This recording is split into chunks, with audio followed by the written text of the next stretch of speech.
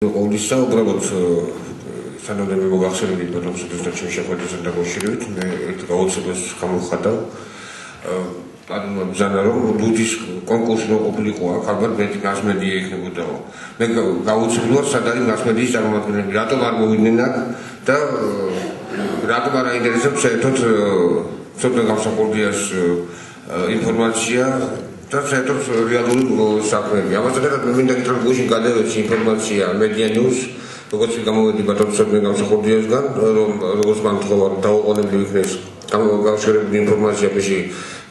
შრალიშის შილობის შეწყობასთან დაკავშირებით და ეს ინფორმაცია არ იქნა გაჟღერებული და დაიბლოკა. ეხლა რაც შეეხება მოგახსენებთ მე გუშინ შევხვდი ბატონ ცოტნეს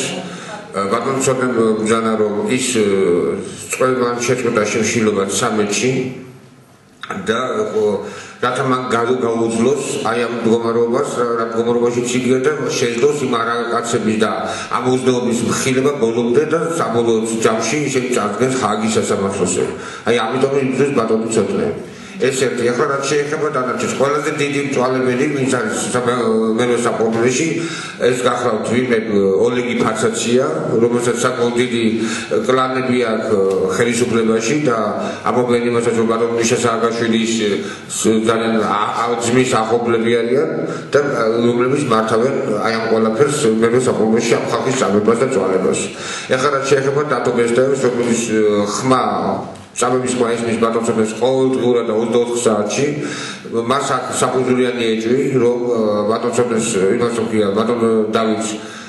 ბესტაევს უკეთებენ რაღაცა აძლევს სხვა მედიკამენტებს რომელიც აღზრდებადია და არის თქვათ ისეთი ფსიქოტროპიული ასე ვთქვათ და ამიტომ უნდა ჩატარდეს დატო ბესტაევის ექსპერტიზა რომელიც დაადასტურებს რეალურად რას უკეთებს საჯარო თანხმობის სამედიცინო ნაწილი მას და რატომ არის ასეთ მდგომარეობაში პატიმარი ბესტაევი ამასთან ერთად ბატონმა ცოტა მითხრა რომ გამოგვაკვირება იმასთან დაკავშირებით რომ სამეურნეო საავტორო რომელიც შეიქმნა და რომლის წევრებიც გახლავთ მე ბატონი გიორგი და სხვა ამხანაგები არის ძალიან უმოქმედო არის რამე კაცების რეალურად მოქმედებს და რომელსაც ხედავს ბატონი ცოტნე და დარჩენილი ატომ ხალხზეა შემოწმებული სიობრივი ფორმა აქვს ბატონმას და მე ვფიქრობ რომ უფრო მეტი აქტიურობის გამოუწოდებ ყველას და მეტი გაცხადებები უნდა გაკეთდეს და მათი რეალური ნაბიჯები უნდა გაკეთდეს და ბატონ ხარ რეკლამირება და პიარზე არ არის დამოგრებული ადამიანების მოხდენ საუბარი. ამასთან ერთად რაც შეეხება ადამიანების ბეზ ორ სიტყვას გეტყვით ძალიან ძიმე მდგომარეობა საჯარო თანხმობის დაწესებულებაში 59 პატიმარი არის ასეთი ქსნის კოლონიაში რომელიც არის ძალიან ძიმე მდგომარეობაში ტუბერკულოზით არიან